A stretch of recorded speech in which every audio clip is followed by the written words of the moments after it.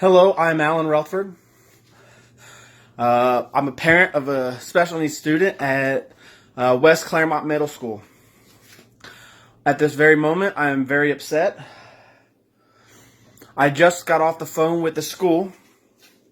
For the last few months, the school has been harassing me and has allowed harassment of my daughter based on the fact that they don't want her on the cheerleading squad at their school. I have been lied to. I have been lied on to my face, and in meetings I have met with Lori Crow, Mike Kirk, athletic director Tiffany, Coach Laura Nagel, Coach Brittany Love, special needs coordinator Tyler Lucas,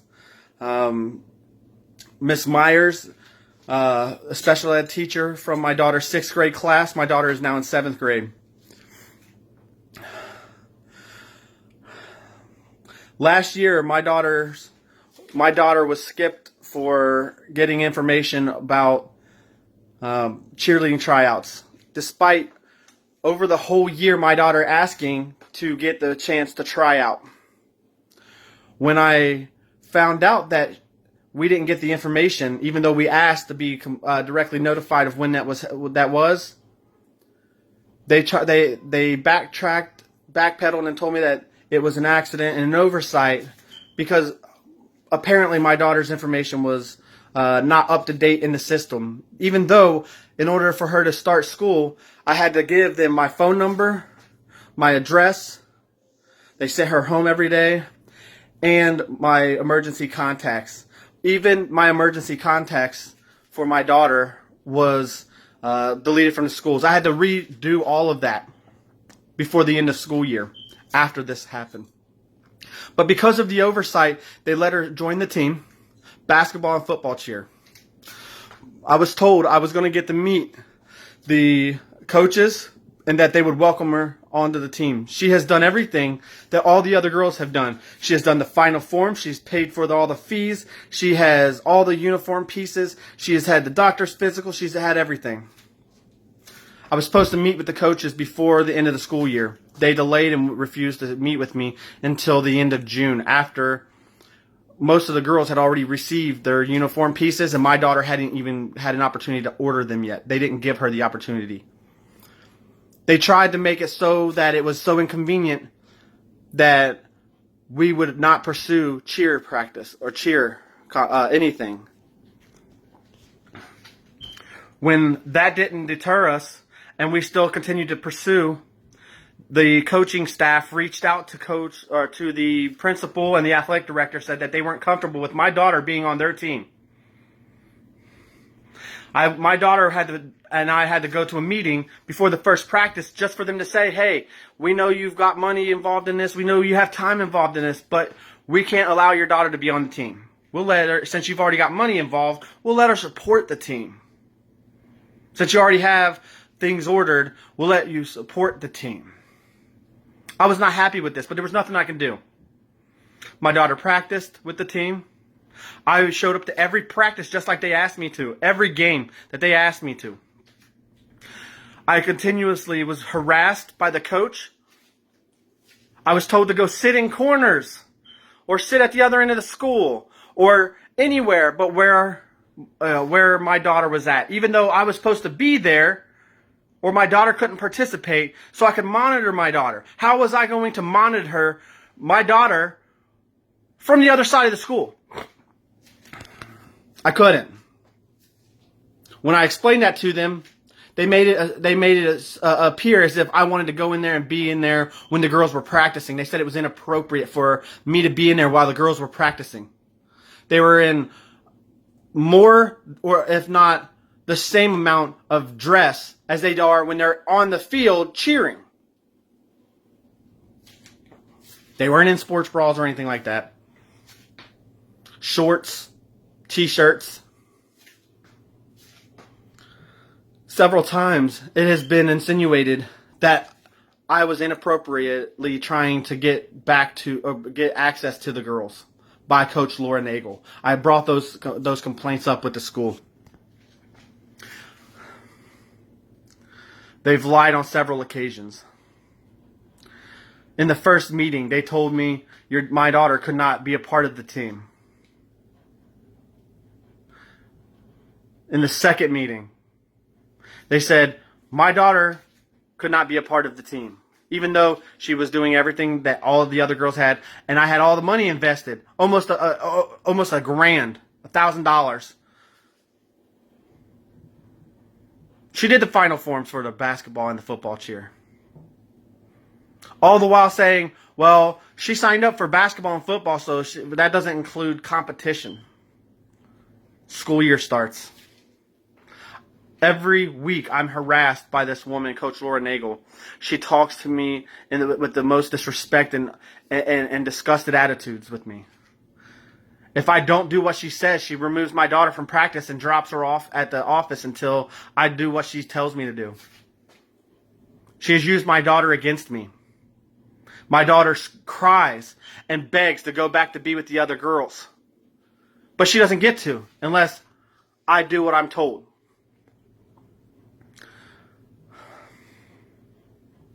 I've contacted the district. Mr. Jenkins got involved. They said to alleviate the issues of my daughter not getting to try out, all the girls are going to have to retry out, including my daughter, so that way my daughter earns a spot on the team. And that can't be a cause for complaint by anybody. They accommodated my daughter. They gave her the tryout video a couple weeks earlier. And they said they were going to let her practice with an aide a couple times after school. My daughter showing success in her in completing the tryout videos. The tryouts are on October 25th. And because she's showing some success there, they've called me today and told me that my daughter is now the only person that has to try out. That all the other girls don't have to try out now. That they're going to do an open call and make her try out against any girl out of the 2,000 kids of the school for one spot. My daughter didn't take anybody's spot.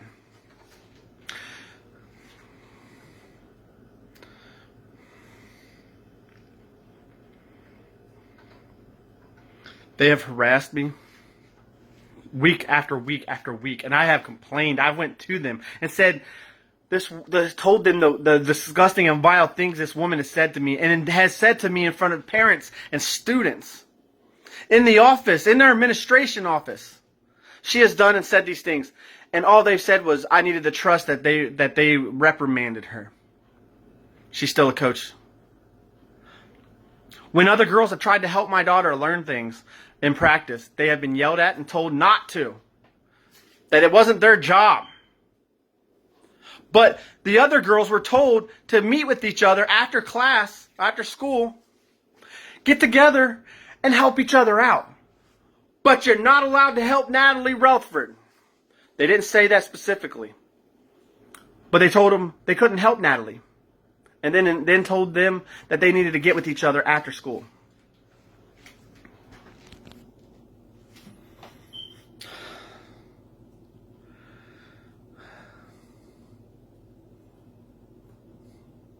Meeting after meeting, I have sat and listened to them talk about my daughter as if she was some kind of deficit for the school. And I've called them out on it every time. They've made lies. They said, oh, well, there was individual tryouts for basketball, football, and competition. 3 tryouts for those. 3 individual tryouts. The girls had to make each of them in order to participate. That was a lie. That was a lie. There was 1 tryout.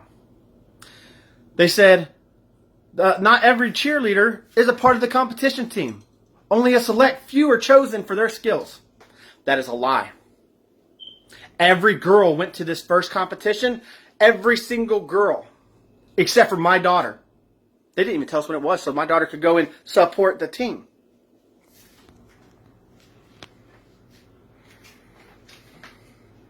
They have taken videos of the girls' practices and asked my daughter to sit out so they could get videos of the girls doing it without my daughter.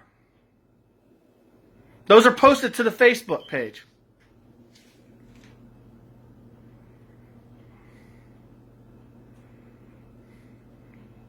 All I've ever asked is for my daughter to have a fair opportunity. They said, we're going to give her a fair and equal opportunity. All the girls are going to retry out, including your daughter. They're all going to be tried out using the same rubric. I saw the rubric. And I told them when they showed it to me, this effectively eliminates my daughter. No special needs child will pass this list up against a child that's not special needs. My daughter can't talk. She loses 5 points for that. My daughter has cerebral palsy. She has muscle tension on the side of her body. Doesn't let her do the range of the precise movement. Another 5 points. Knowledge. My daughter could know everything, but because of the misfires in her brain, it could send mixed signals to her limbs. And she might know she has to raise the left, but might raise the right instead.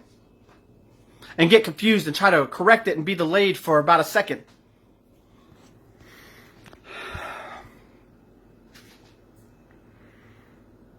I have done everything I could to work with the school district. I went through the school. When the school didn't help or accommodate and they just pushed me to the side, I went to the district. They sent Mr. Jenkins. Mr. Jenkins said that he was going to make sure there was a fair and equal opportunity for my daughter.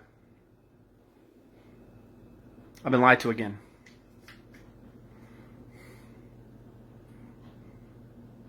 I am disgusted in the treatment of my daughter. I'm disgusted in the treatment of a parent, of a school. I feel that they have strongly discriminated against me and my daughter.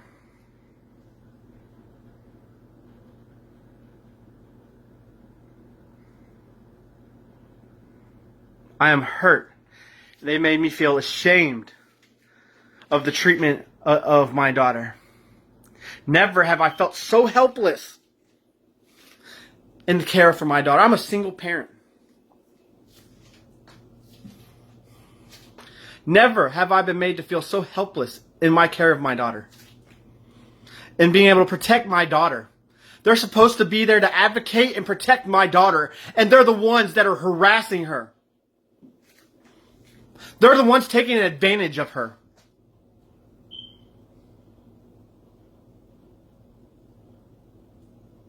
Our information was deleted from the system so that she wouldn't get the contact information or the information, I strongly feel, for the tryouts. And when I called onto it, they backpedaled and they let her join. In one of the meetings, Mike Kirk said, "You're lucky that your daughter got to join the team this way. Otherwise, you know she wouldn't be on it." I said, "Well, what do you mean by that?" He said, "Come on, you know." No, I don't know. In one of the meetings, Mike Kirk says, "Alan, we pay these coaches $1,500 to train these little girls. If we force your daughter on them, they might quit, and then what about the other 32 girls?" Why would they put that on me? They're putting that on me. They're trying to put the guilt of all those other children on me. I told him, I said, well, maybe they need to take this opportunity to grow a little bit. Learn how to deal with the special needs kids. These women, I think, do private dancing lessons and private cheer lessons or whatever or whatnot. This is not the private sector. This is the public sector. They're not allowed to abuse my child. I am not okay with my daughter being disrespected. I am not okay with being disrespected as a man, as a parent, as the parent of a special needs child.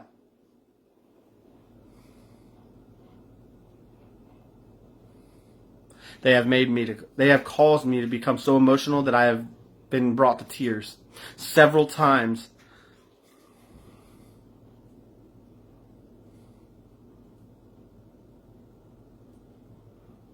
I called the Department of Education, and what they told me was, I have a strong case for talking to the U.S. Department of Civil Rights.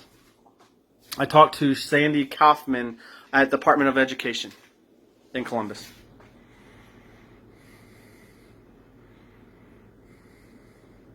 How dare them?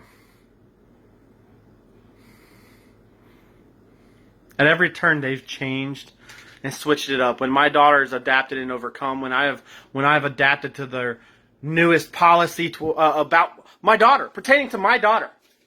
This doesn't pertain to anybody else. It pertains to my daughter and me. I've been made to look like a pervert. They said I looked like a creepy person wandering around the school halls, even though I had a visitor badge and was going from the health office to drop my daughter's medication off to her classroom to drop off her AAC special communication device. They have sent the police running down the hallways towards me because they didn't see my sticker on my shirt. I've never seen that with anybody else.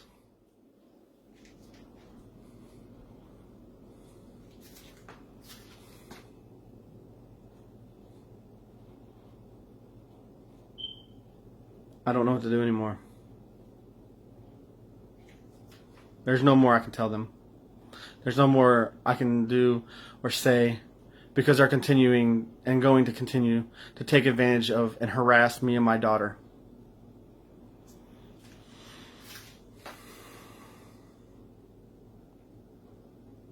Thank you.